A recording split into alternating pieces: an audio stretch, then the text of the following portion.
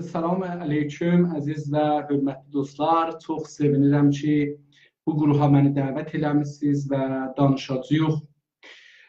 Qabaqcan dediyimə tay əgər qərarımız budur ki, ölüm və qorxu kölgəsində yaşamaq haqqında danışaq. Məncə bu mövzu çox önəmli və çox mühümdür. Onun üçün də mən bu mevzunu üstündə biraz çalışmışam və bizim camiəmizin məncə böyük dərdlərindən biri qorxu dərdidir.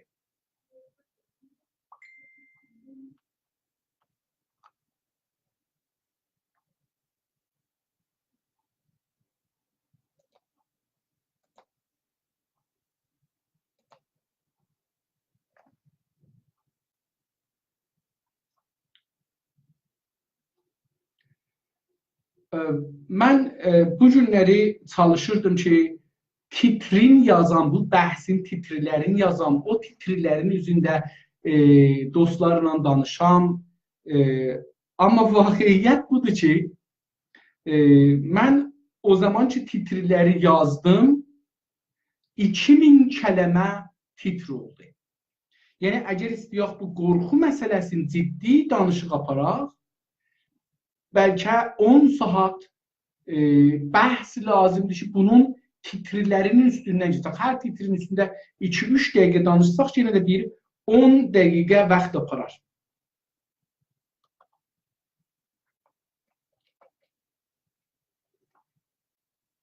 Mən elə burada çalışacağam ki, titrilərin üstündə bir çox xülasə danışım, fəqət dostlarımızın zehni açılsın. Bəlkə son zamanlarda indi bir müxtəlif qruplarda, yoxsa elə özüm bu canlı bərnamə ki qoyuram Facebookda, orada bəlkə bunları yayaram.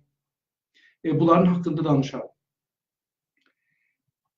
İcazə buyurun, iki dana nağılla sizinlə mən danışım. Mən kətli uşağıyam, kətliyəm. Çox sağ olun, əziz dostlar, sizdən təşəkkür edirəm. Kətliyə gəlmişəm, kətli balasıyam, kətliyə gəlmişəm, sonra da şəhərə köçmüşəm. Bizim kətdə, mən Qəradağ uşağıyam, Qəradağda da Kəleyber mahalında yaşaram. Mənim kəndimin adı Kəlan, farsca, Kəlan. Axırı N-dir. Ora uşağıyam, orada doğmuşam, mənim ora vətənimdir, doğma vətənimdir. Azərbaycan mənim hər yeri vətənimdir, amma Qaradağ mənim doğma, yəni orada doğulmuşam, doğma vətənimdir. Biz o zaman sıçanlıq idi, hər yer sıçan olardı, sıçan davası da qoymazdılar, elə uşaqsa götürədilər, filan heyvanza götürədilər, ölər pişik saxlardılar evdə və pişiklərə də çox yemək verməzdilər. Bu pişiklər gərək sıçan tutaydılar, vəzifələri bu idi. Əslən, bunların işləri istihdam olmuşdular ki, sıçan tutsunlar.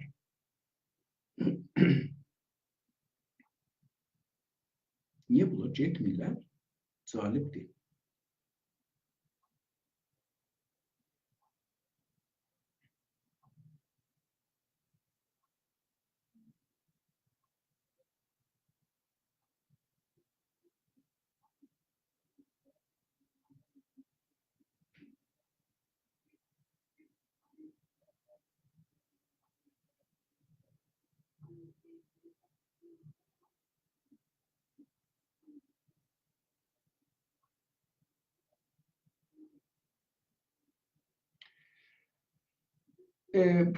Bu pişiklərin işi buydu ki, sıçan tutsunlar.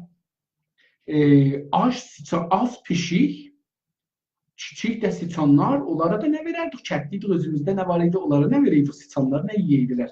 Yazıqları, dədələrimiz bir gündə tutub öldürərdilər, ya pişiklər bir cürdə onları yeyərdilər. Hər halda, görərdin ki, bizim evlərin səxbi ya damın üstü tir ilə təxtədən idi. Yəni, dirək idi, dirəklərin arasında təxtə idi, üstünə torpaq, biraz küləş tökərdilər, onun üstündən də torpaq tökərdilər, palçıq tökərdilər, onlar da bunun damın üstü. Onun aralarında siçanlar reje gedərdilər. Aşağıdan, yerdən, göydən çıxardılar, siçan da qaçardı. Pişik gələrdi, görərdin ki, yerdən durdu, baxdı siçana, siçan göydə ağaçda qurudu. O qaçan, o şuluq siçan göydən şıp bunun düşərdi yerə. O halda ki, o pişik ora çıxmağın mahal idi. Pişik heç vaxtından çıxıb səxlidə yol yeriyə bilməz. Çünki çox ağırdı. Amma siçan orada 3 metr, 4 metr yerdən uzaq ola-ola pişik ora çıxmaya bunu bilə-bilə ki, pişik bura çıxmaz, çıxa bilməz, qaça da bilər, pişik onu tuta da bilməz. Amma orada o görərdin ki, o pişik, o siçan göydən düşdü yerə. Pişik onu ya yiyərdi, ya da ondan oynardı. Yəni, o qaça bilməzdi əslən. Pişik onun yanında oturardı, özün vurardı yuxuluğa, oynardı falan. O yazıq orada da hərəkət eləyənməzdi. Bir bu. İkinci bu ki, indi bu ikinci nağılı deyirəm. Bu niyə getmir?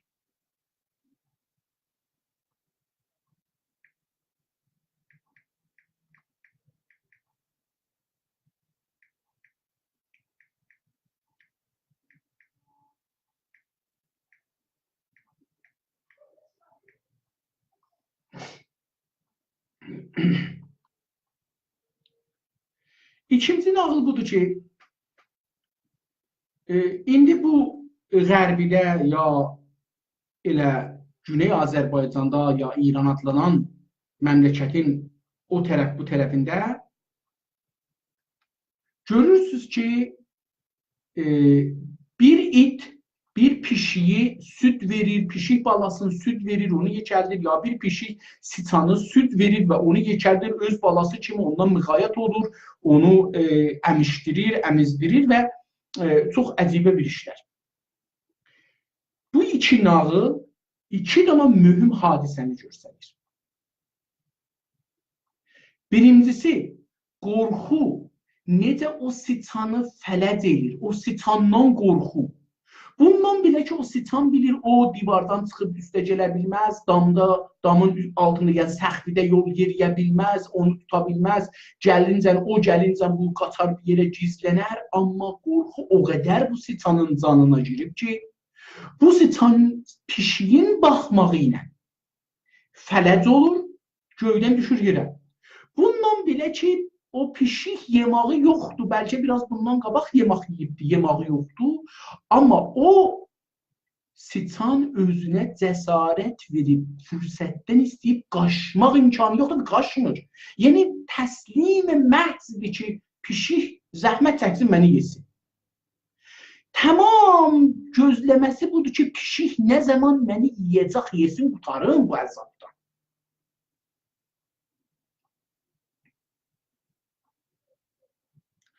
Bu həmən qorxudur ki, ölümdür. Və mütəəssifanə İran adlanan ölkədə yaşayan millətlər bu ölümə mübtəladırlar, bu qorxuya mübtəladırlar. Onun üçün qədimdən deyiblər ki, ən-nomu kəl-mevt, yuxu ölüm kimidir. Bağışlayın, misallı iştibat dedim. Qorxu ölümdür, ölüm kimidir. Qorxan ölüdür. İndi ikinci misalda görürük ki, bir it, bir pişik balasını öz balası deyə saxlır. Onu əmizdirir, ondan difa edir, onu qızışdırır, onu isti saxlayır, onu yekəldir, onu qoruyur, onu hər bəladan qoruyur və onu ciddi analıq edir. İt belə düşünür ki, pişik mənim doğduğum baladır, mənim balamdır, mən onu sahibiyəm, mən onu tərbiyyət edəcəyəm, mən onu yekəldəcəyəm, onu qoruyacağam, o mənim balamdır, onu tərbiyyət edəcəyəm, o bir it kimi yekələcəkdir. Amma vaqiiyyət budur ki, o pişik ya o siçan ki pişik saxlır, ya o pişik ki siçansa it saxlır, bu pişik düşündüğü ya it düşündüğü değil. Bəlkə bunun zehninə belə soxublar, şərait-i ictimaidə, bir şərait-i rəvanidə elə bunu saxlayıblar, elə bu itin zehninə soxublar ki, o pişik ya o siçan balası, o pişiyin balası sənin öz balandır. O da pişikdir. Bunun baxışından da o pişik deyil, itdir.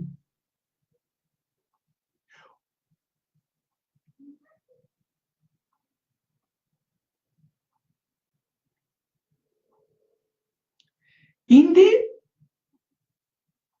o birisi tərəfi də var bunun. Yəni o siçan bala, o pişiyin balası ki itin südünə emir, itin kölgəsində yatır, itin leşinin istisində qızışır, qışı getirdir, yay elir, onun sayəsində yemağın yiyir, içmağın içir, dolanmağına gedir, biri onu vurmur, biri onu it onu qoruyur, əmniyyətini alır, rifahını alır, aramışını alır, hər şeyin o itə mədyundur. Özün bir it görür, bir it balası görür. Çalışır bir it kimi yekəlsin.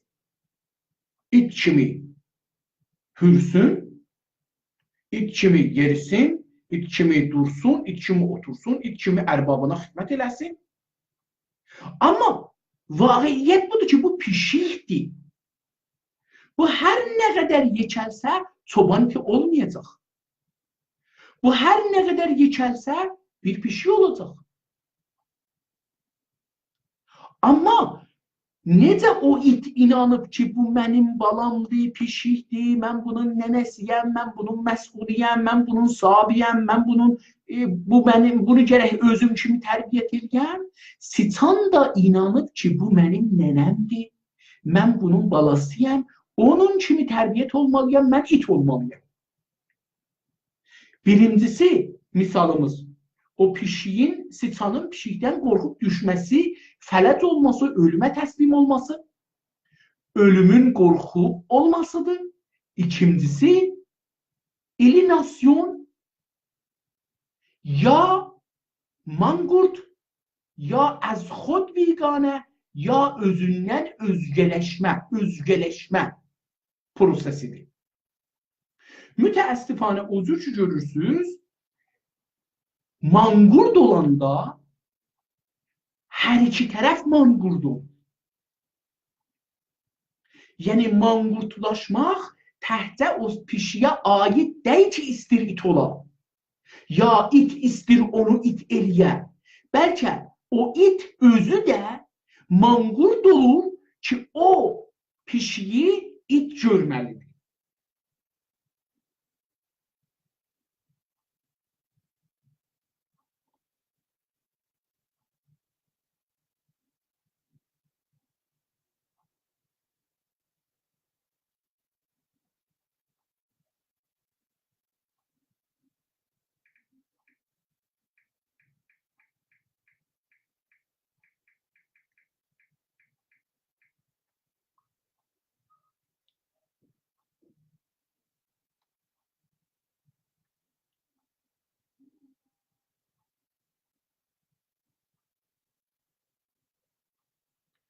Dostlar yazırlar ki, səs gəlmir. Mən də bir müddətdir burada üst-üstə deyim ki, 2 dəqiqə, 8 dəqiqə, 14 dəqiqə, 15 dəqiqə, 15 dəqiqə üst-üstə mən danışmışam. Hala sizin piviz vətən artıran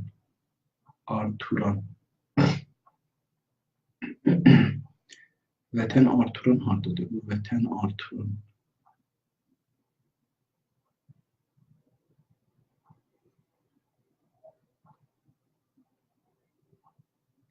Mən bir 15 dəqiqə danışmışam, o fayllar gözlüyüm gəlsin. Nədəndir İrana tərəf səs gəlmir? Umaram ki, səs gəlsin və bu fayllar sizə gəlsin. Amma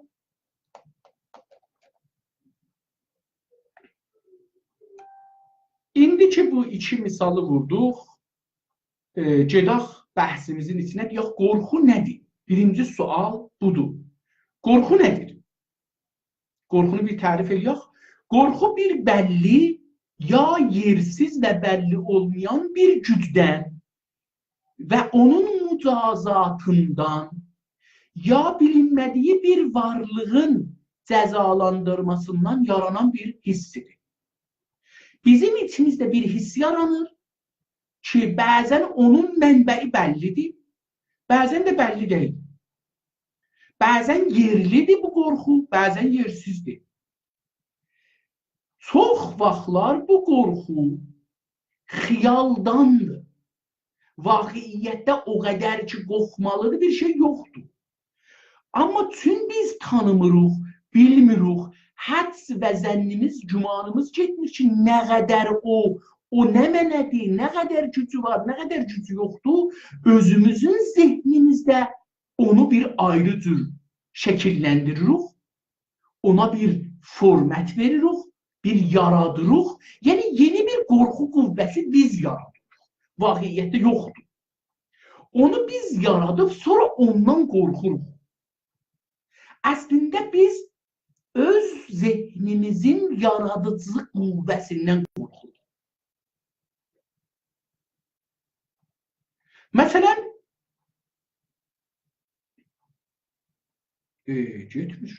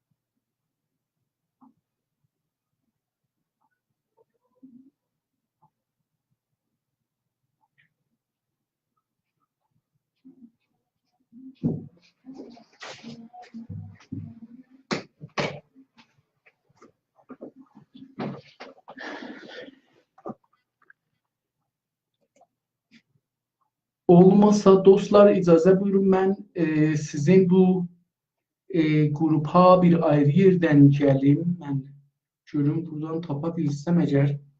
Çünki buradan səs gəlmədi sizə. Mən bunu burada qoyum. Buradan gedək.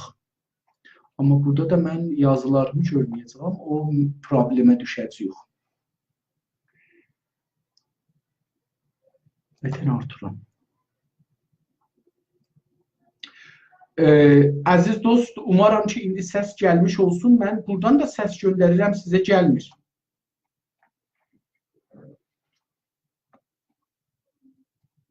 Buradan değişdim sistemi, yəni telefondan keçdim, desktopla sizə səs göndərirəm. Amma indi də irad bu olacaq ki, mən öz yazılarımı görməyəcəm. Tamam, bunu da həll edərik beləsi.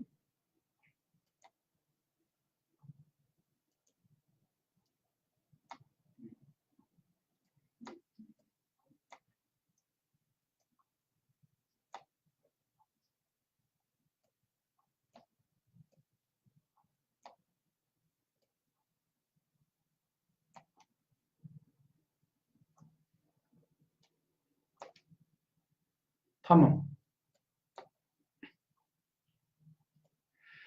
Pəs qorxu bundan ibarət oldu ki, biz bir bəlli ya yerli, yersiz ya bəlli olmayan bir gücdən və onun mücazatından ya hətta bəzən bir bilinməyən bir varlığın cəzalandırmasından qorxuruq.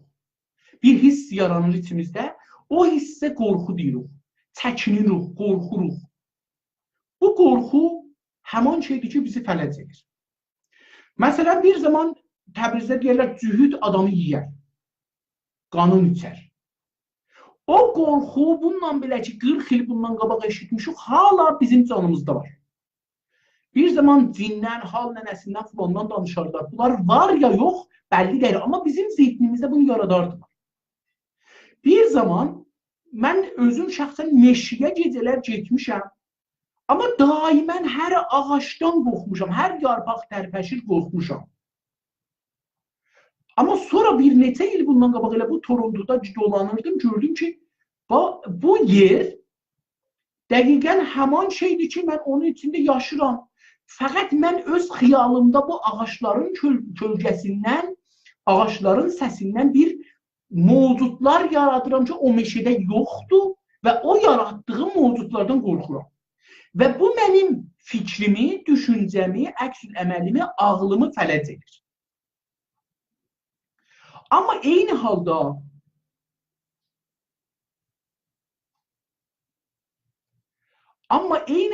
qorxu bir təbii, qorucu bir əks-ül əməldir. Ki, hər xətərin və təhlükənin qabağında adamı hazır edir. Məsələn, uşaq anadan olur, hala qorxunun anlamını düşünmür. Əlin ota atır, külə atır, hər yerə vurur. Yəni, heç zatdan qorxmur. Çünki qorxu hala uşağın zihninə yer eləməyibdir. Uşaq bunu bilmir qorxu yəni nə.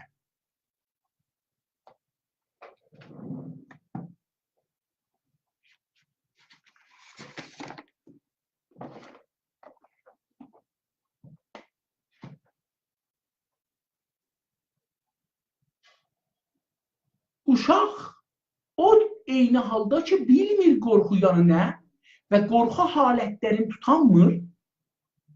Çünki biri də bir şeyləri biz bilirsiniz, örgəşər. Qorxu o şeylərdən ki, örgəşir. Uşaq nənə qarnından cəsur gələr. Qorxmaz gələr.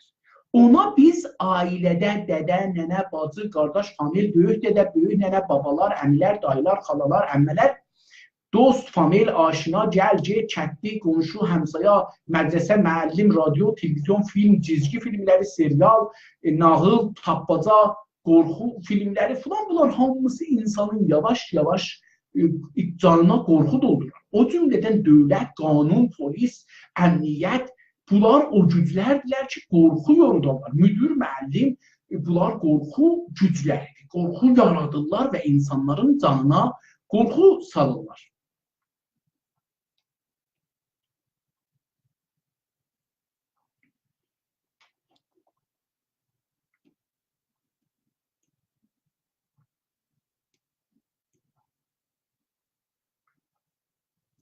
Amma o uşaq ki, qorxu bilmir nədir? O uşağın əlizi gözünə tərəf aparsaz, qırpar gözünü. Əli birdən-birə bir soyuq bir şeyə dəyə, birdən-birə bir isti bir şeyə dəyə, bir az zamandan sonra əlini çəkər, sürətinə. Qorxu təbii bir hissidir, insanı qorumaq üçün. Amma mütəəssifanə ictimada qorxunu yaradarlar bizdə və bizi fələc edər.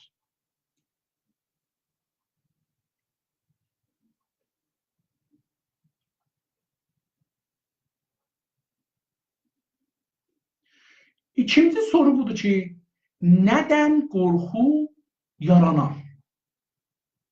Ya qorxunu nədən yaradarlar? Dedik ki, qorxu bir vaqei ya ərz elədim ki, qorxu bir vaqei ya xiyali bir hadisədən, bir xiyali ya vaqei mevcuddan, heyvandan, cinnidən, pəridən, cəhənnəmdən, Allahdan, vardan, yoxdan, hər şeydən bir ya da yoxluqdan törənər. Yəni bizim zihnimizdə bir özümüz bunu yaradarıq, bir də vardır. Məsələn, canavar var. Amma o qədər ki, adamı qorxuda o qədər deyil. Ayı var. Amma bir heyvan da ən sonunda bir heyvandır. Məsələn, 3 məncən olsun, 5 məncən olsun. Amma nəhayətdə mən əgər qorxu ilə fələc olub təslim olmasam, bir şansım vardı onun qabağında müqavimət edəyəm. Amma əgər zihnimdə qorxdum və təslim oldum ki, canavar məni yiyər, ayı məni yiyər, Cin var, peri var, şeytan var, cehennem var, mucazat var, qırqezeli var, yandıracaqlar, ot tutacaqlar, asacaqlar, filan eləyəcəklər. Əməldə mən fələc olmuşam. Mənim ağlım işləmir. Ağlımın yerinə qüvvə-i xiyalım işləyir. Qüvvə-i xiyalım bir cəhənnəm yaradır. Orada adamları asacaqlar, yandıracaqlar, odlayacaqlar, qırqəzəni salacaqlar, oddu kösəb filan bəhman. Əslində mənim öz xiyalım məni fələc edir. Bunun üçün bilirik ki, bir iddə mərdçılıqların kökü xiyalımızdadır. Bizim xiyalımız məriz olanda biz mərizlər. Bir çox vaxt. Bizim xiyalımız cəsur olsa bir çox mərizçılıqların çəngəlindən, çəngəyindən özümüzü qutarırıq, pəncəyindən özümüzü qutarırıq.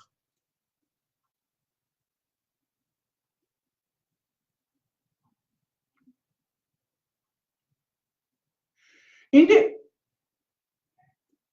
bəs qorxunu yaradır ya da bizdə yaradırlar. Amma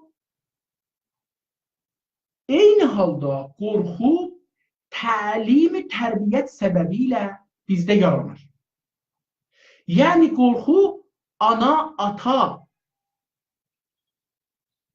vasitəsilə bizim ürəyimizdə yaranar. Onlar bizə qorxulu nağıllar deyərlər. Qaranlıqdan, heyvanlara görə, ağaçlığa görə, çöllüğa görə, xəlvət küçələrə görə, qaranlıq zamanlara görə, təhliğa görə, cüddüğa görə, yoldaşların xiyanətindən, dostluq xəyanət, o qədər nağıl bizə deyərlər ki, gözümüz, sağ gözümüz, sol gözümüzə etimad eləyə bilməz. Çünki qorxar gözlərimiz bir-birindən.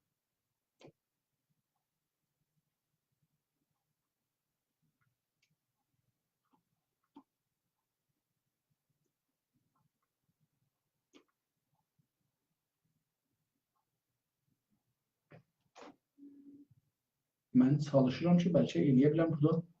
Elə cürləyəm ki, bunu kamil yazılarımı görəm.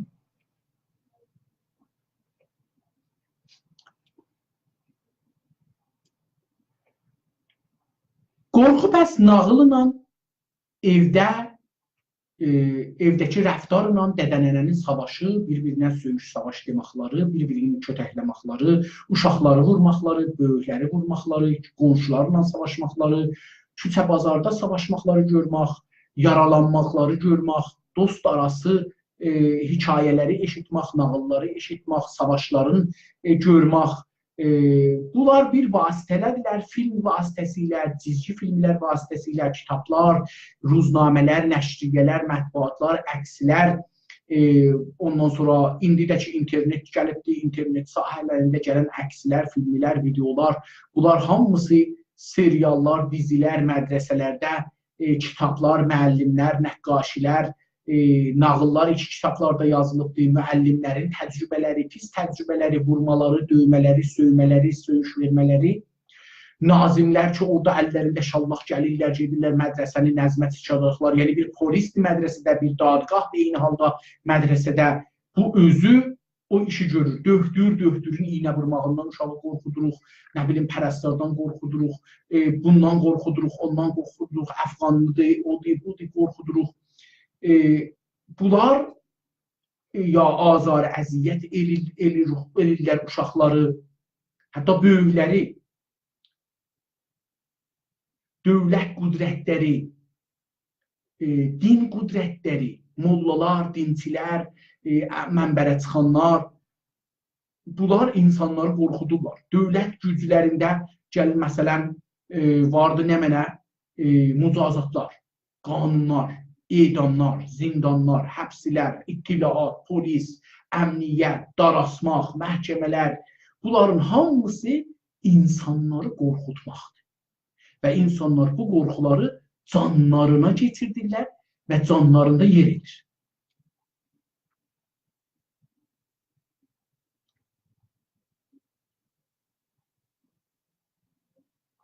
İndi həm insan qorxar, həm də toplum qorxar. Yəni qorxu həm insanın tək-tək insanların canında yer elər.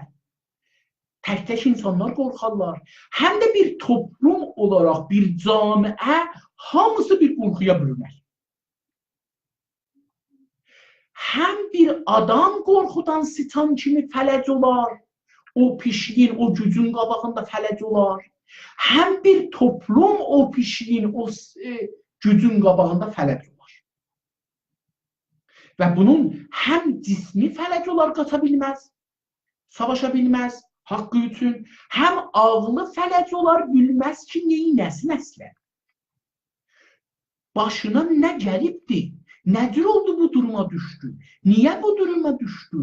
Bu durumun çıxış yolları nədir? Niyə cəsarətin əldən verib? Niyə dilin əldən verib? Niyə tarixin əldən verib? Niyə ədəbiyyatın əldən verib? Niyə müdiriyyətin əldən verib? Niyə iqtisadın əldən verib? Niyə bankın əldən verib? Niyə hessadı yoxdur?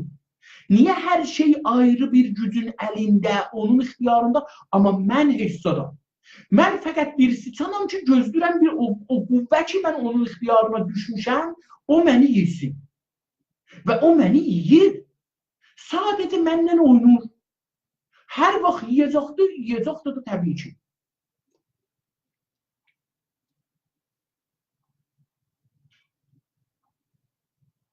Pəs beləliklə, qorxu həm bir toplumu, həm bir insanı fələc edər. Və fələc olan bir insan hərəkət edə bilməz. Amma soru budur, qorxunun əsərləri nədir?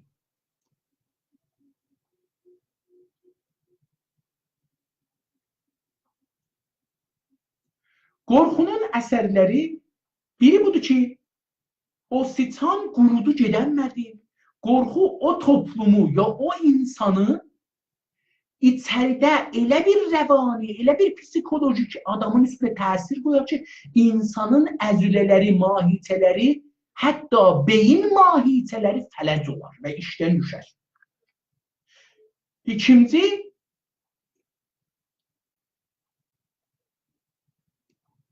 qorxu ağlı da işdən salar. Üçüncü, qorxu hər bir cəsarəti, insanlı ola ya toplum ola, hər bir fərd insanidən ya hər bir toplumdan ki, qorxuya mübtəladır, o cəsarəti alar. Dördüncüsü, qorxu fikirdə təslim olduğu üçün əməldə də insanı təslim edər. Yəni, tüm bizim zehnimizdə, xiyalımızda qorxuya mübtəla olub və təslim olmuş o qorxu mənbəyinə, indi qorxu mənbəyi molladır, dindir, Allahdır, dövlətdir, bir qalib tutmuş bir gücdür, biz də bir məğlub olmuş bir gücük. Polisdir, əmniyyətdir, dadgahdır, qazidir, imam cümədir, bir böyük adamdır, bir güclü adamdır, bir latdır, bir obaşdır, hər kəsdir. Onun qabağında fikrimiz fələc olduğu üçün, təslim olduğu üçün özümüz də əməldə təslim olub və heç bir iş görənmirik. Beşincisi, qorxu bir adam haqda olursa, onun özün haqqı bilirsə belə, çünki qorxusu vardır, özün nahaq görər. Çünki qorxu insanın fikrini dəyişdirəndə baxışını da dəyişdirər. Qorxu bəllidir, dedik, bir güclü bir şey ki, danımırıq, ya bilmirik, ya doğru bilmirik. Bir zaman farslar bizə gəliblər, zəfər tapıblar. İndi o gücləri genə var, ya yox, Rıza Palaninin indi yoxdur, Məmməd Rıza da indi yoxdur, Xümeyni də indi yoxdur, Xameneyi də indi çox zəifdir. Amma biz o gücə təslim hala. O fars gücünə hala zihnimizdə təslim olduğumuz üçün özümüzü haqlı olaraq haqsız görürük. Niyə haqsız görürük? Çünki haqlarımızdan danışmaq cəsarətimiz yoxdur, haqsız görürük. Əgər haqlı görsəydik özümüzü, haqlı bilsəydik, ondan danışardıq, onun üstündə hərəkət edərdik, gedərdik, gələrdik, cəsur olardı. Yəni biz savaş meydanına çevirərdik. Amma indi ki biz haqqımızdan danışmırıq, ona görə sorularda bunu bəhs edəcək, amma əgər vaxt olursa, onun üçün biz əməldə özümüzü nahaq görürük.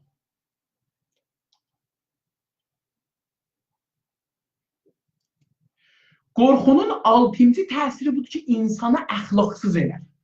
Hər nə usul əxlaqi ki, yaxçıdır və onu bir millət, bir insan, bir azadə, bir fikirli, bir düşüncəli insan elirdi, onların hamısını o əxlaqiyyatı əldən verər, yavaş-yavaş əsir, bərdə, bir xurək şəklinə düşər.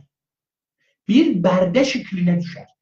Bərdə əxlaqı tapar, bir siçan əxlaqı tapar pişiyin qabağında.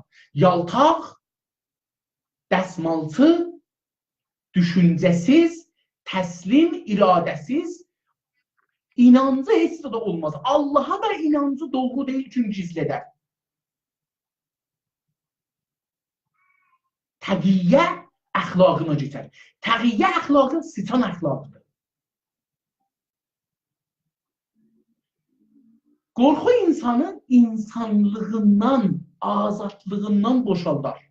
Bu da bir ayrı bunun insanlığını əldən verər.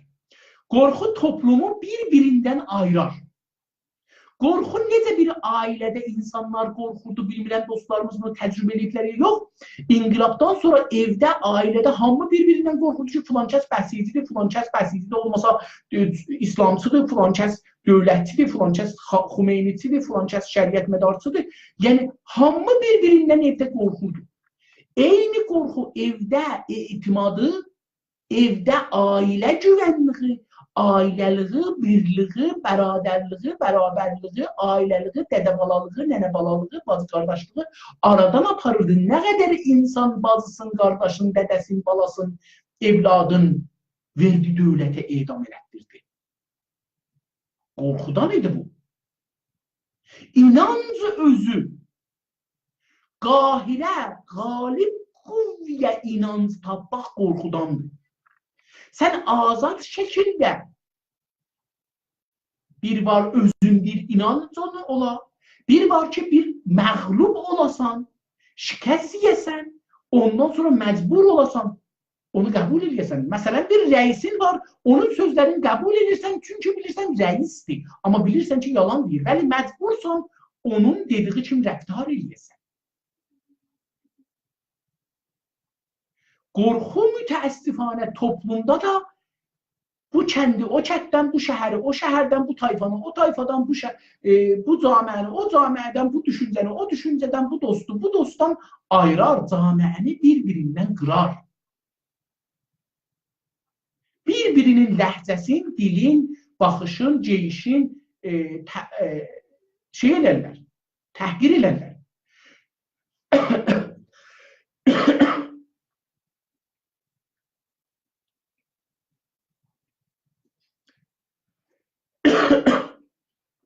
Yadıma gəlir, biz Firqey Demokratdan sonra Təbrizə Qəradağlılar gələndə Təbrizdə onları məsxərə elərdilər. Niyə? Çünki Təbrizdilər qətliam olublar, qorxu girib bunların canlarına, bunlar qorxuda o cür rəftar edirlər özlərindən aşağı bir kətli ilə, bir özgə ilə ki, ora musafir gəlibdi, elə ki, dövləti mərkəzi Təbrizlilərlə rəftar edir.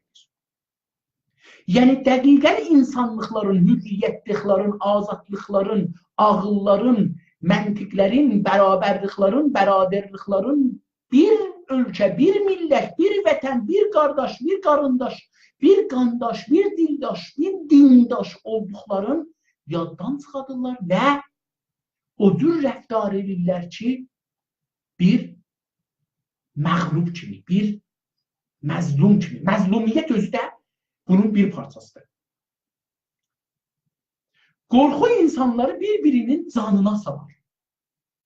Qorxan insan həmişə üçün qorxaqdır, xiyanət elər. Həmişə fikirlər ki, obrislər istəyirlər buna zərər verələr, bunu vuralar, bunun ailəsinə, özünə, malına, namusuna, ailəsinə, qızına, arvadına, nənəsinə, bacısına bir xəyanət, bir zərər yetirələr. Onlar fürsət verməz ki, onlar zərər vururlar. Onlar bəlkə də zərər vurmayacaqlar. Amma bu adam tüm qorxaqlı zehnində hamını düşmən görür, hamını xətər görür. Onların əlin tutur qabağa, əvvəl bu hərəkət edir. Onlara zərər vurur, onları öldürür, onların malına, namusuna, canına xətər vurur ki, özünə gələn xətərin qabağını alsın. Qorxunun əlamətidir.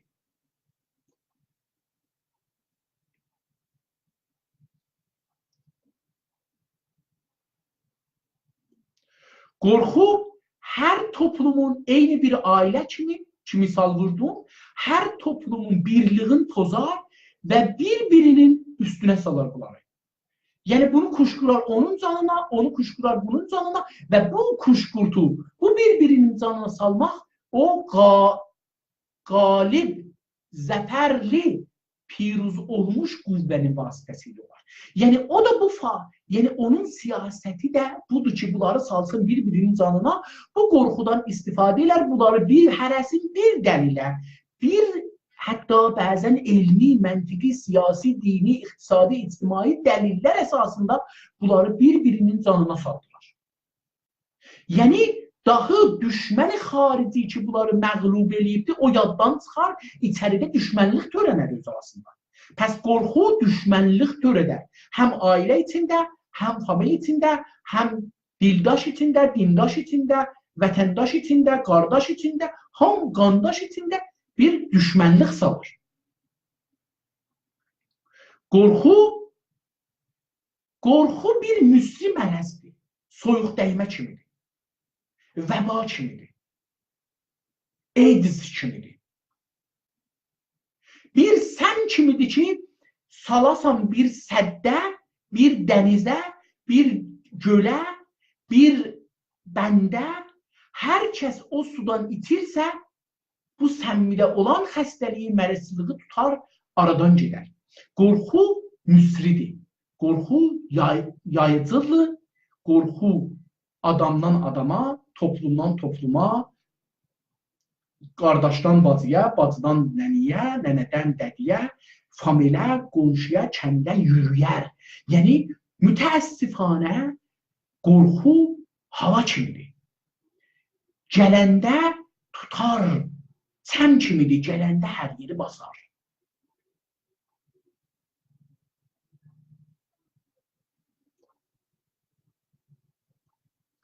Eyni halda qorxu dərinləşər, genişləşər, inkilaflaşar. Yəni, əvvəldə mümkündə adama bir sillə vurarlar. Adam gələr zehnində bundan qorxar ki, adam mənə lütf elədi, öldürmədi, tutmadı, aparmadı zindana, fəqət pulumu aldı, ya pulumu da almadı, fəqət bir silli vurdu, bir şapalaq vurdu. Yox, adam eləyə bilərdi, məni tutsun, aparsın, zindana salsın, namusuma təcavüz eləsin, öldürsün, məsələn, 1000 dana təxəyyül elədikdən qorxunu özünə yekəldər. Həmən dedim, uşaqlığında cühüddən qorxudublar, cindən qorxudublar, pərdən qorxudublar, meşədən qorxudublar, aydan qorxudublar, canavardan qorxudublar və doğru qorxutmayıblar. Yəni, bizə deməyiblər ki, canavarın qabağında dura bilərsən, müqavimət edə bilərsən, bəlkə də nəhayətdə canavarın qabağında şey olarsan, zəfər qazanarsan, özünü nəcat verərsən. Çünki gücün nə qədər böyüklüğüna, nə qədər qorxu olmağına mühüm deyil. Mühüm budur ki, sən nə qədər o gücün qabağında özünə inanırsan, durmaq istəyirsən. Qorxu necə pişik sitanı öldürdü, o səhtə elədi, o fələc oldu, onun əzülələri, mini, heç bir üzvü işləmir ki, bunu nəcat versin. Eynən adamları, camiəni və toplumu da öldürür. Fələc edər, işdən salar. Əgər Azərbaycanlıların bu günləri iqtisadiyyatı, bank dairəsi, malisi, maliyyatı, nə bilim, bazarı, tükanı, iqtisadı, karxanası, tükanı, bazarı, iş yeri, azadlığı, hürriyyəti, dini, elmi, teknolojisi, danışgahı, dili, hər bir sahədə fikirlərsiz inkişaf eləməyibdirsə, bir amili əgər faslardirsə, bir amili o qorxudur. O qorxu bizdə dərinləşdikcə biz ölü halına gəlirik. Biz hərəkət eləyəmirik. Biz fələcuq, biz fikir eləyəmirik. Pəs qorxu öldürücüdür və öldürər. İndi bəzən əgər diqqət buyursaq, İran-Əraq savaşında təyyarələr gəlirdi, bombaran edirdi. Heç bəlkə də bomb salmaydı. Bir divar soğutu deyirdilər də, o səsi salırdı, gedirdi. Bir de insanlar bomb düşmeyip evine. Ona bir şey olmayıp evi yıkılıb, ama ölürdü, səhv elirdi, mərizlirdi, mərəz rəvani tuturdu, fələc olurdu, bimaristanlarda qalırdı, falan olurdu. Bu, o qorxunun xiyalda qorxusudur. Heç pıs-pısla, heç süsəri indiyəcən bir adam yeməyib və cəlib budur ki, heç kəs bir pıs-pıslanın, bir süsərinin vasitəsilə məriz olmayıbdır. Amma dünyada da bir çox insanlar bu süsərini, bu pıs-pıslarını yiyərlər. Pişirərlər, yağda yiyərlər. Amma bizim camiəmizdə bir də arvad kişi, qız, oğlan fərq etməz. O süsəridən, o pıs-pısladan, o heyvandan elə qorxarlar ki, bağırları çatlar. Fələc olarlar, ağılları işləməz.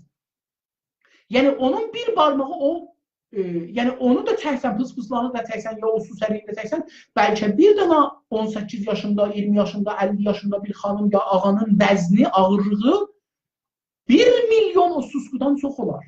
Və o istəyə yol yeriyə 1 milyon susqu ayağının altında əzər, o susqular da bunun üstünə çıxsa, onlar ki, vurub öldürə bilər. Amma bu adamın içində bir susqudan bir qorxu yaranıbdır. Bu qorxu nədən yaranıbdır?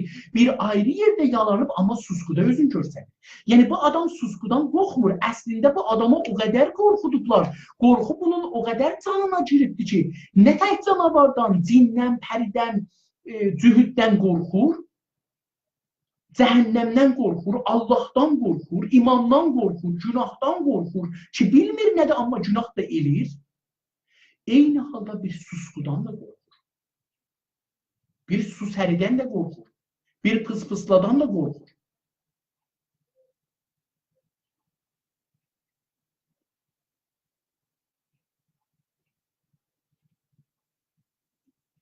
Qorxu toplumda və ailədə güvəni və əmniyyəti pozar. Güvən nədir? Biz bir-birimizə etimad edərik. Ağa, bu günləri Amerikada, Kanadada bir dənə seçə bila məhəl gəlməz. İranda o qədər güvən yoxdur ki, qardaş qardaşa. Mən ailə tanıram ki, qardaş, dədə, bir oğul həm qardaşları, həm dədəni çek veribdi, onların çekini alıb xəşləyibdi, pulun verməyibdi. İndi qardaş və dədə zindandadır, ya qaçaqdılar. Niyə? Çünki qorxu İndi o dədə, o qardaş, o qardaşlar, o qardaşa, o dədə, o balaya etimad eləmir. Camiədə sağ göz, sol gözə, sol göz, sağ gözə etimad eləmir. Heç kəs öz namusun qardaşına, familinə etimad eləyənmir. Çünki bir qorxu düşür bu camiənin canına. Və bu qorxu, əgər firqə dövründə öldürmək, zindana getmək idi, indi qorxu gəlib bura ki, mənim qızımı da bunlar apararlar, təcavüz edərlər. Yəni, famil, dost, həmsaya, qonşu, famil. Molla, dinçi, dinsiz, dövlət, hamı yəni, heç kəsə etimad eləmir. Qorxu girib damarlara. Günü-gündən o qorxu ki, bir balaca idi, gəlir, deyəcəm bir ayrı yerdə. Qorxu bir qar gülləsinə bənzir ki, dağın başından bunu ötürsəz, məsələn, Eynalı dağından ötürsəz istəyə gələ hövmavara çıxa, bu, o dağın başından gəldikcə sürətinə baxaraq və o qarın ağırlığına, dərinliyinə, çoxluğuna baxaraq hər saniyədə çoxalar, gücləşər, qabağında nə gəlsə yıxar aparar. Qorxu bir zaman bir hökumət Rizaxan dövründə başlayıb qətliama, bu qorxu gəlibdir bizim demokrat dövlətimizdə qətliama, ondan sonra şəriət müdardə, ondan sonra mücahiddə, ondan sonra tudədə, ondan sonra hala bu devam edir.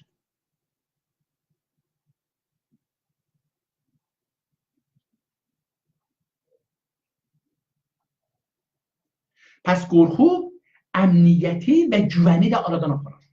Camiədə insanlar bir-birinə güvən eləməzlər. Güvən eləmədikcə, bir-birinə etimad eləmədikcə bu etimadsızlıq, bu qorxu dərinləşər. O mənim başıma böyük qoyacaq, mən onun başına qoyum. Hamı mənim başıma böyük qoyacaq, mən onun başına böyük qoyum. Hamı mənim namusuma təcavüz eləyəcək, mən hamının namusuna təcavüz eləyim. Yəni bu qorxu beləsi davam tapar. Qorxu ictimai gücləri, əxlaqı, inancları, qanunları zəiflədər. Dün edəcəm, biz bir-birimizə yalan demirdik, bir-birimizin pulumuzu, əmanət saxlırdıq, bir-birimizə bir söz verəndə, hətta bir səqqəlindən, bir bığından bir tüh də qoymasaydı, bir bığ da qoymasaydı, bugün elə bir sözlə hər şey keçirdi, bir qolunla, bir şərəflə hər şey keçirdi. Bu günləri təəssüflə belə deyil. Biz belə bir şey görürük camiədə. Hər şey zəifləyib, qanun zəifləyib, rüşvət var, ixtilas var, əxlaqsızlıq var, günah var. Adam deyir, dinsiyəm, günah olmaz, amma günah edir.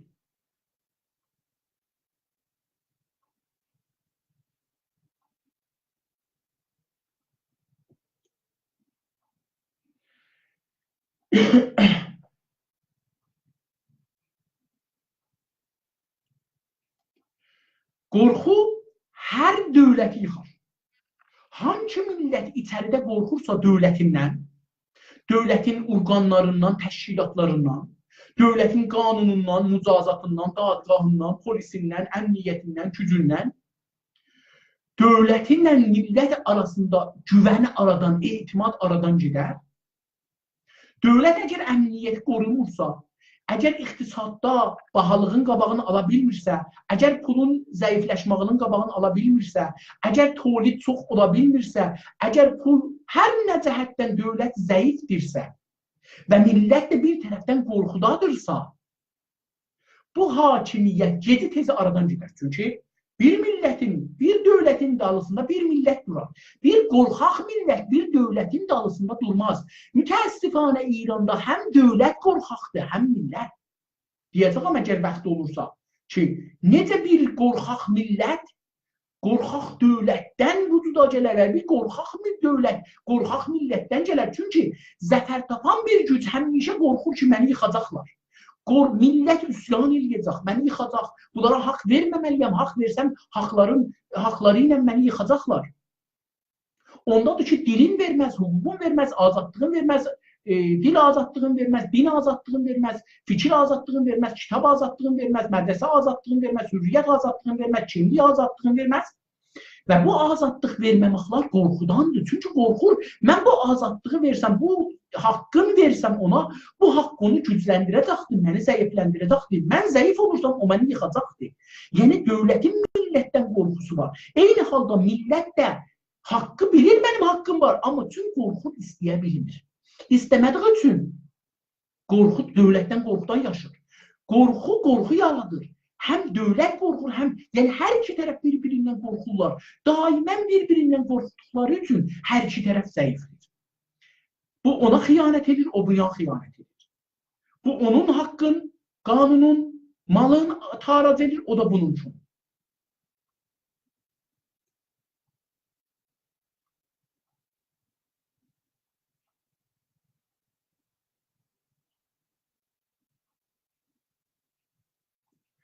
Qorxu tarix boyu Qacar devrimin, Qacar hakimiyyətin silsiləsin Fars qorxusu yıxıbdır.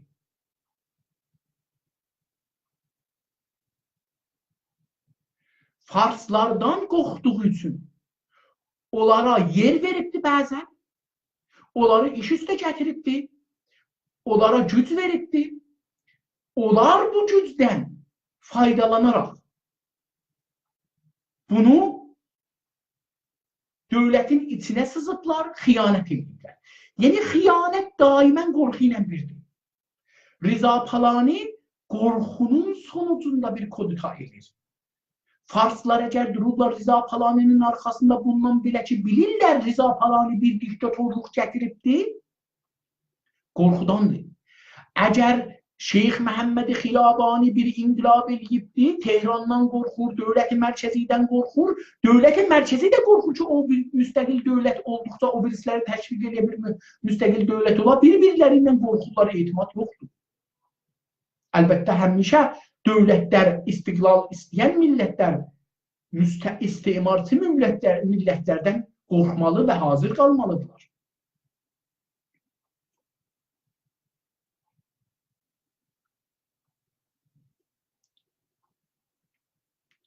Şəriətmədarı məsələsində qorxu bais olubdur. Xumeyninin qorxusu şəriətmədaridən bais olubdur ki, Azərbaycanı təhdid eləyə, onun alında olan həqləri, imkanları ala, onlara yalan, quru iftira ata, onları edam elətdirə. Şəriətmədarinin tərəfdarları Xumeynidən qorxuda müqavimətə çıxmırlar, mübarizəyə çıxmırlar, haqlarına müdafiə edilirlər, şəhərlərin qoramırlar, millətlərin qoramırlar, siyasi istəklərin qorumurlar və aradan gedirlər.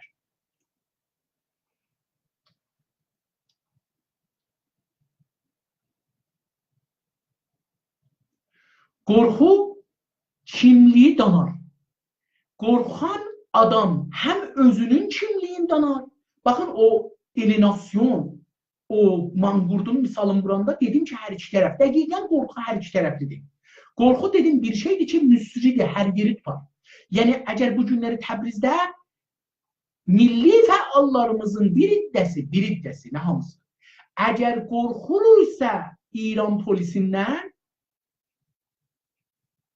o insanların bir iddəsi qorxursa İran polisindən, ittilatından, dadgahından, məhkəməsindən, əmniyyətindən, planından, eyni halda onlar da qorxurlar Azərbaycanlı milli fəallardan. Bunlar bizi tanıyırlar, bunlar bizi görəcəklər, bunlar bizi güdürlər, bunlar bizi axtarırlar, sabah bir şey olsa bunlar bizi tutsalar, ailəm nə olacaq, özüm nə olacaqam. 1000 dana qorxu bunun canında var.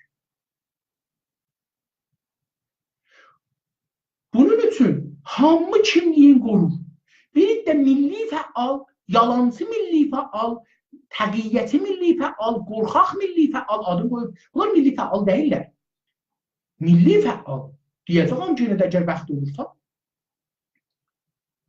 kimliyin bağıra-bağıra deyər. Çünki cəsur olmasa, cəsarət fəallığına, milli fəallığına bildir. Yəni, milli fəal demək, cəsur demək. Əgər bir adamda cəsarət yoxdur, fikrin, düşüncəsin, ələni, dövlət qabağında, polis qabağında, əmniyyət qabağında yazsın, desin, ifa eləsin, bu adam milli fəal deyil. Bu adam bir qorxaqdır. Hər iki tərəfdən sui-istifadə edir. Bu adam kimliyin danır. Necə ki, İran dövləti çalışır kimliyin, öz istədiyi kimliyi bizə təhmil eləsin. Çünki qorxur ki, biz öz kimliyimizi alsaq, güclənək və onun əlindən, onun seytərəsindən, onun istemarından çıxaq. Bunun üçün gəlir, öz tərif elədiyi kimliyi istir bizim zehnimizə soxsun, bizi o qalıba salsın, bizə şəkil versin, formu versin, istədiyi kimi bizi yontalasın, bizi o cür tərbiyyət eləsin, o cür təlim eləsin, o cür becərsin ki, özü istir. Niyə? Çünki qorxur. Onun üçün bizim kimliyimizi gizlədir. Bir yalancı kimlik, İrancılıq, Farsçılıq kimliyin, İrancılıq adı ilə, İran adı ilə istir hamiyə yaysın. Bu, o qorxudandır. Qorxu kimliyi inkar elətdirər, danar və onu dəyişdirər, onu zorla bir iddiyə təhmil edər. Qorxu manqurtluğa səbəb olar. Dedik, əslən, qorxu insanı, heyvanı manqurt edər. Və bu manqurt insan da özün həm cismən, həm ruhən, həm hüviyyətən da inkar edər. Danar. Yəni, qorxu səbəb olar ki, Mən ki manqurtlaşmışam, israr eləyəm ki, mən Azəriyəm, mən Türk deyiləm, mən İranlıyam, mənim vətənim İrandır, mənim dövlətim İran dövlətidir, biz Farsla qardaşıq, heç bir fərqimiz yoxdur, əgər zülm olursa bahalıqdır, hər yerdə bahalıqdır, əgər polis tutur, hamını tutur, əgər azadlıq yoxdur, hamıya yoxdur, amma heç vaxt fikir eləməz ki, Tehranda olan, Farsın olan haqları mənim də varımdır. Farsda hangi haqlar var ki, məndə yoxdur? Hangi haqlar məndə var, onda da var? Nə qədər onda olan haqlar, nə qədəri məndə var? Bunları belə düşünməz. Çünki qorxulu insan sorğu soruşa bilməz.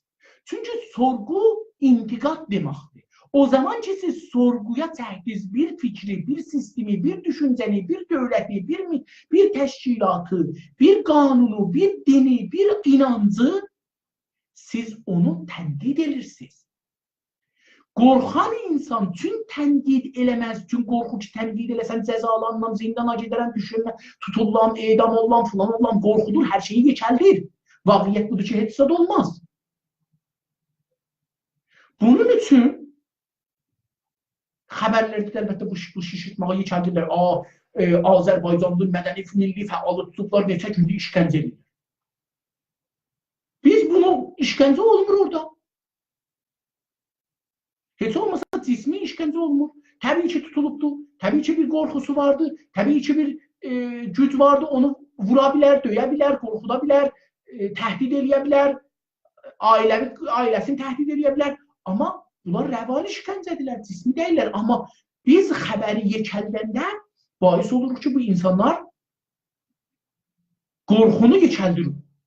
İnsanlar qorxuya qapdırırıq. Yəni, insanları məcbur edirik ki, daha çox qorxsunlar.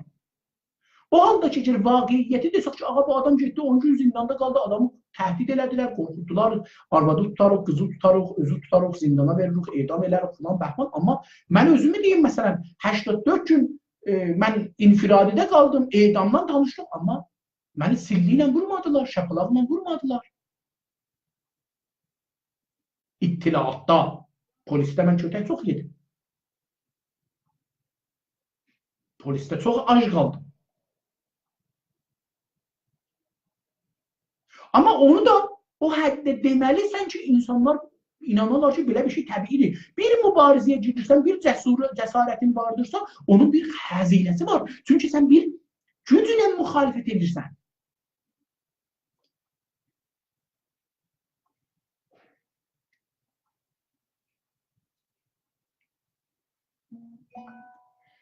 Qorxu insanları və toplumu məcbur elər öz ziddinə, öz mənafiinin ziddinə fəaliyyət eləsin.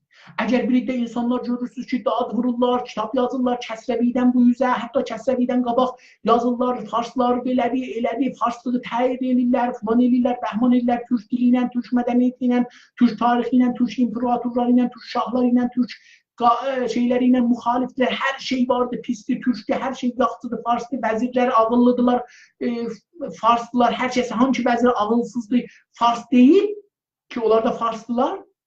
Bunları niyə deyir? Çünki bu adam qorxduğu üçün öz mənafiinə zərər vurur. Bəli, qurban, siz buyuran düzdür, mən iştibai eləmişəm, səhv eləmişəm, siz buyuran düzdür, mən bəndiyəm, nökərəm, sizin xidmətinizdəyəm, çakərəm, nökərəm, təbii. Yəni, tamamən bir qeyri-insani bir rəftar. Ziddi azadlıq, ziddi hürriyyət, ziddi insaniyyət, ziddi şərafət, bir insanın şərafəti, bir rəftar, qorxan bir insanda, qorxaq bir insanda olur. Və bu qorxaq insandan istəyərlər, istəməyərlər, Qacarı gərək pisləyər. Çünki əgər Qacarı deyir, pisləməsən, Rıza Şahın adamları məni tutacaqlar, aparacaqlar, zindana edam edəcəklər. Çünki görmüşəm ruznamələrdə, görmüşəm xiyabanlarda, eşitmişəm ki, adamları vurublar, tutublar, əziblər, cırıblar, bağlayıblar, ata tikə-tikə çəkiblər, cırıblar, bəşətdən şəqqə eləyiblər, qılıncla bölüblər, üstünə nəft səpiblər, od vurublar, yandırıblar. Yəni, bu xəbərləri eşidən bir adam qorxunu dana-dana deyir, baba filan kəs ki nümayəndə idi, filan kəs tanınmış bir adam idi, onu tutdular, belə elədilər. Mən ki, heç kəs məni tanımır, mənim ki bir şeyim də yoxdur, mənim asab kəsərlər əslində, heç kəsin də xəbəri olmaz. Hey bunu dədə deyir, nənə deyir, bacı, qardaş, o, bu, hey yekəldir, insan zihnində bir qarışqadan belə qorxur. Bu qorxuların hamısı vaqiiyyətdə yoxdur. Milli fəal İranda bu günləri Azərbaycanlı Türk milli fəal İranda ən azı 10 milyon bizim bu günləri fəalımız var, milli fəalımız var. Amma bu günləri bir də insanlar deyirlər Azərbaycan hərəkatı hərəkət eləmir. Niyə bu adamlar o qədər qorxudadılar ki, bu iki 20 il bundan qabaq 2000 nəfər yox idi. Bu illəri 20 milyon nəfər milli fəal vardı İranın başında. Azərbaycandan danışırlar, haqqindən danışırlar, hüququndan danışırlar. O sözləri ki 5 il bundan qabaq öz ziddlərinə deyirdilər. Ağa, Türk nədir? Mən Türk deyiləm. Mən Azəriyəm.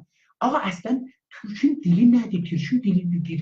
Dəyi ədəbi dil, dəyi yazar dil, dəyi siyasət dili, dəyi elm dili. İndi bu günləri deyir, yox, aha, Türkün dili var, tarixi var, ədəbiyyatı var, musiqisi var, muziki var, kitabı var, tarixi var.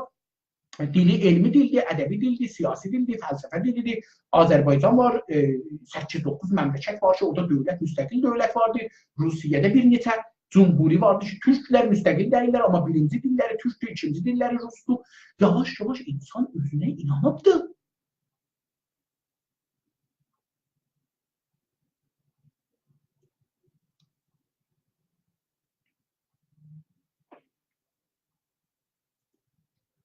Qorxu, qorxan insan, qorxan alim, qorxan ustadı danışqah, qorxan yazar, qorxan ruznameniqar, qorxan şair, qorxan qələm əhli, qorxan ustadı danışqah, qorxan bir idarədə işləyən bir adam, hamısı tarixi tərsə yazanlar, odur ki dövlət deyir. Odur ki qalib qüvvə. Demirəm, İranı qoyun kənara, hər yerdə bu cürdür. Qalib qüvvə nə deyirsə, qorxan güc, qorxan camiə, qorxan toplum, qorxan insan, qorxan güc həmişə o dediyinə inanar, o dediyin dağı rəhlədər. Onlar deyirlər, qacar pisdir, bu da deyir, hə, sür-sürə alırdı, oradan züldürdü, gəlirdi, məsələn, seks edirdi xanımlar. Niyə? Çünki bu adam istir, desin ki, mən səndən də pis bilirəm, qacarım, mənə əmniyyət verir.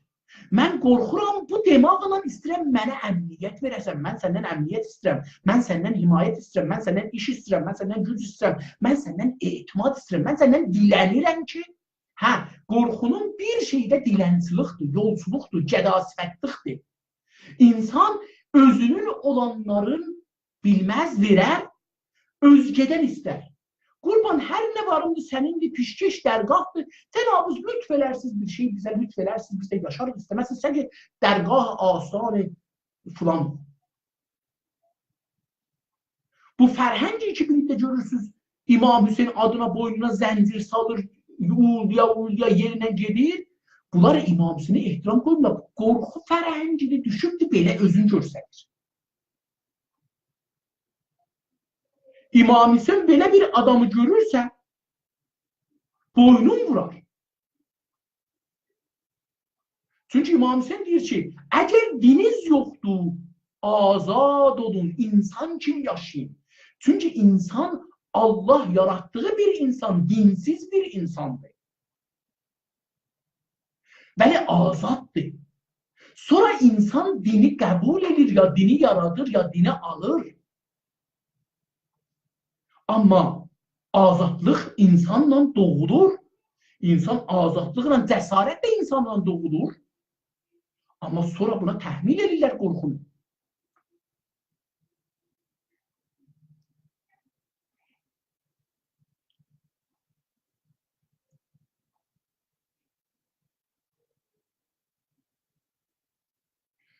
Bir ayrısı, qorxu bir vətənsevər insanı və toplumu bir xəyanətkar insana çevirir.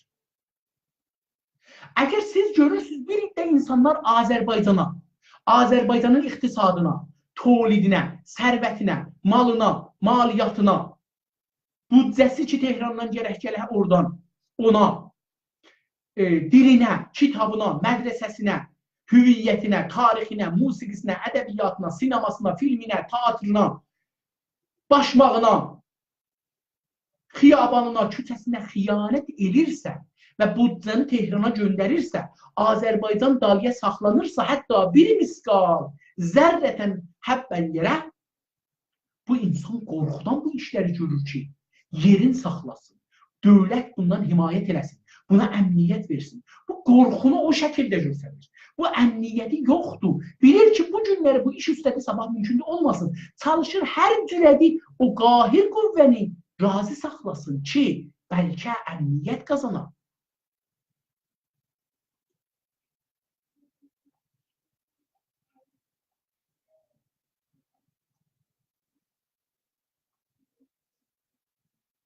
Mən fikir edirəm, yavaş-yavaş bu məhdi ki, mənə dostlar vermişlər, danışım qurtulur. Bir dəqiqədə də bunları xülasə eləyib, 3 dənə mövzunu da deyim, fəqət bu qismətdə qutaraq. Çoxlu dedim, bu çox uzun yazıdır, bəlkə 10 saatlar danışmaq olar. Mən fəqət indi burada fehrist ilə gedirəm, çox danışmaq istəmirəm.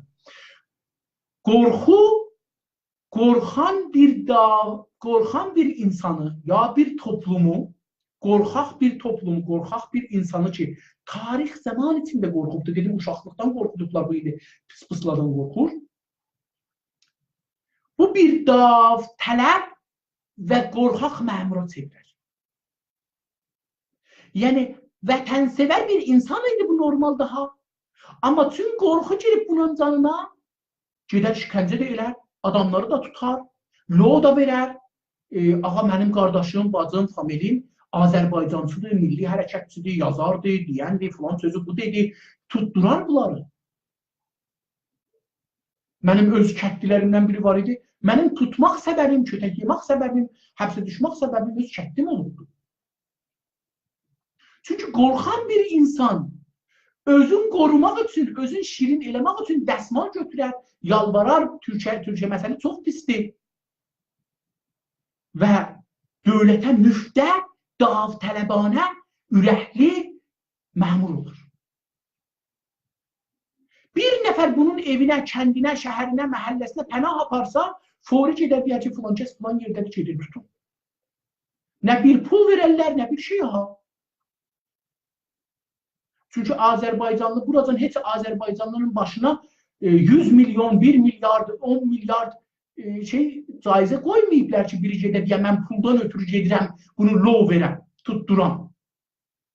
Bunun tutturması buna görədir ki, qoy mənə desinlər, yaxşı adamdır, mənə iş versinlər, mənə güc versinlər, işimdən salmasınlar, mənə filan eləsinlər, bəlkə də bəzi yerdə sözümdən baxanlar deyərəm, hə, filan kəs dədəzi yandıracam, adamları qorxudacağam, deyəcəm ki, filan kəs mənim dostumdur.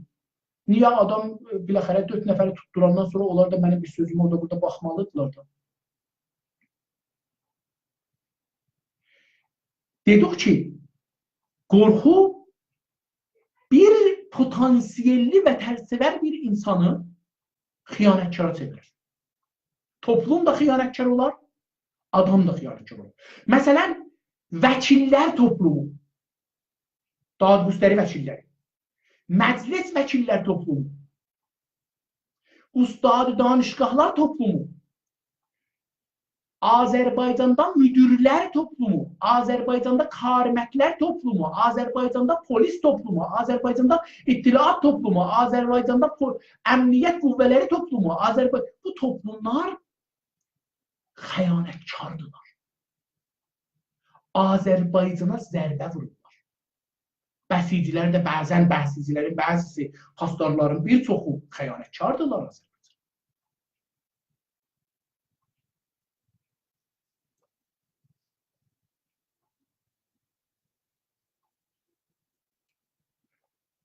Qorxu insanların fikrin, düşüncəsin, haqqı, ədaləti, insaniyyəti, dostluğu, qardaşlığı, bərabərliyi, düzlüğü, sədaqəti və buna tay insani, azad və hür mənaları değişdirər, için boşaldar, əskiyirlər, pisirlər. İnsanlar azadlıqdan danışarlar, haqqıdan danışarlar, ədalətdən danışarlar, fikir azadlığından danışarlar, düşüncə azadlığından danışarlar, qardaşlıqdan danışarlar, bərabərlikdən danışarlar, həqqidən danışarlar, hüquqdan danışarlar, milli haqlardan danışarlar, Azərbaycancılıqdan danışarlar, türkçülükdən danışarlar, amma yalan danışarlar.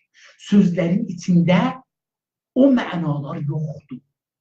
Çünki qorxaq insan istəyir o güc sahibini razı salsın. Elə bir sözlər bu, həqqin, düşüncənin, ədalətin, insaniyyətin, insan haqqının, haqqın, dostluğun, qardaşlığın, bərabərliğin, müsavatın içinə qoyur ki, o qahir, zəfər, hakim, qüvvə razı düşsün.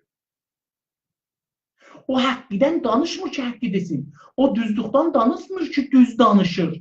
O əslində tamamən yalan. Bir qorxaq insan yalancı bir insandır. Bir qorxaq insan bir təqiyyəti insandır. Bir təqiyyəti insan bir yalancı insandır. Bir yalancı insan dinsiz, şərəfsiz, azadsız, düşüncəsiz bir insandır. Mən icazəsinlə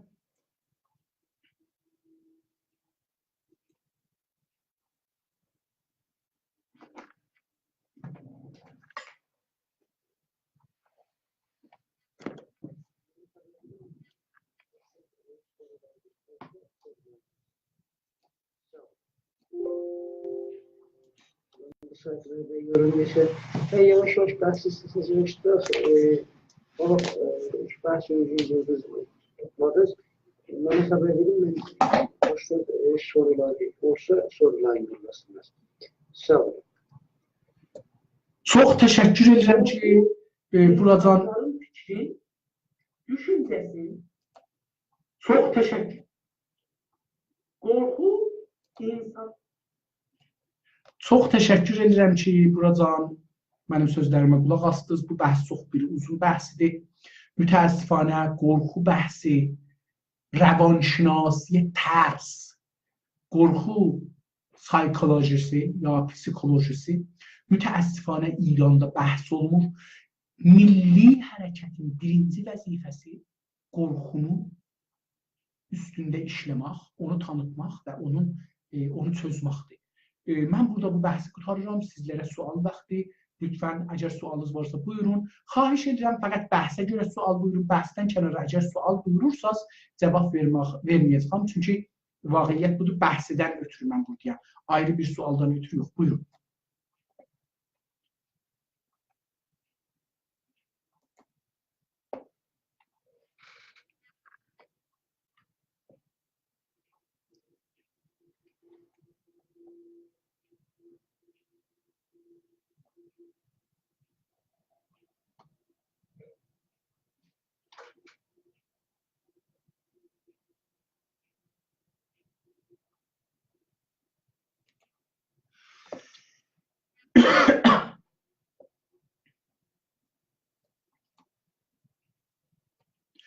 Dostlar, əgər suallarınız olmuş olsa, mən xidmət istəyəm. Suallarınızı buyurun. Əlimdən gələn qədər xidmət istəyəm. Buyurun.